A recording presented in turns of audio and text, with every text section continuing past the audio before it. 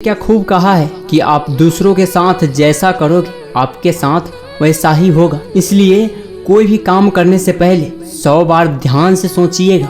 नमस्कार दोस्तों, मैं सोनीलाल यादव स्वागत करता हूँ आप लोगों का मेरे चैनल पर। दोस्तों, आज की ये कहानी हमारे समाज में, हमारे घर में घटते हुए घटना पर आधारित है। तो चलिए दोस्तों, कहानी की शुरुआत करते हैं। दोस्तों, इस कहानी की शुरुआत एक गाँव से होते है। उस गाँव में एक बहुत ही धनी व्यक्ति होते हैं। उसके पास बहुत सारे धन दौलत गाड़ी बंगले होते हैं, पर उसका एक भी औलाद नहीं होता है। इतनी बड़ी सी बंगले में सिर्फ वो आदमी, उसकी पत्नी और 2-4 नौकर रहते थे। बहुत साल प्रयास करने के बाद भी उसे कोई भी औलाद की प्राप्ति नहीं हुई।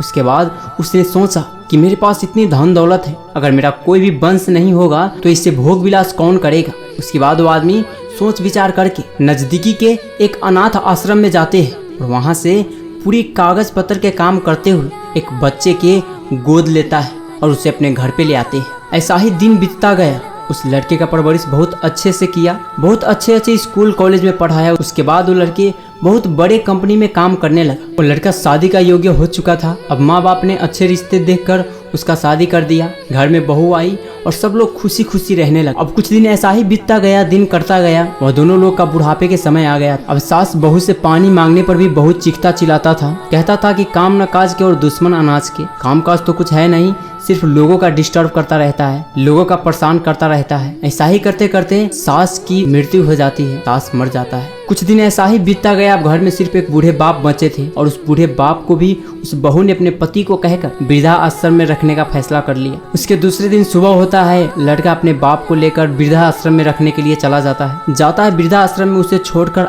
आ रहा होता है। आधे रास्ते में बीवी फोन करता है कि अपने पिताजी को कह देना कि कोई पर्व में भी घर पर आने की जरूरत नहीं है, यहाँ पर लोगों का शांति से रहने दे। और लड़का वो बात कहने के लिए लौटकर वृद्धा आश्रम में जाता है और देखता है तो उसकी पिता वृद्धा आश्रम के वार्डन से बहुत ही खुशी खुशी बात कर रहा था। ऐसे बात कर रहा था जैसे बहुत दिन बिछड़े दो दोस्त मिल गया। लड़का वहाँ पर जाता है और वार्डन से कहता है, क्या आप मेरे पिताजी को जानते हैं? वार्डन कहता है, बहुत अच्छी तरीके से। 60 साल से मैं आपके पिताजी को जानता हूँ। जब आपको अनाथ आश्रम में से लेने आए तब से आपको पिताजी को जानता हूँ। ये बात सुनने के बाद लड़का रोने लगता है। अपने पिताजी के आगे हाथ जोड़कर माफी मांगने लगता है कि पिताजी मुझसे भूल हो गए, चलिए घर चलिए। उसके बाद में उसके पिताजी उसे कहता है कि नहीं बेटा, मैं अपनी जगह पर आ चुका हूँ, सिर्फ तुमसे आज एक अंतिम बात कहना चाहता हूँ। तुमने मेरे साथ जैसा किया, भगवान न करे कि तुम्हारे बच्चे भी तुम्हारे साथ ऐसा करें। इतना सुनने के बाद वो लड़का वापस घर पे आ जाता। मेरे दोस्त, इतनी दुख दर्द सह के माता पिता अपने बच्चों को सिर्फ इसके लिए पालता है कि बुढ़ापे में वो मेरे सहारा हो, बुढ़ापे में वो मेरी सेवा करे। पर आजकल के लोग तो उसे वृद्धा आश्रम में रखने के लिए चले जाते। आशा और विश्वास करता हूँ आप अपने बहुत ही सेवा करेंगे, कभी भी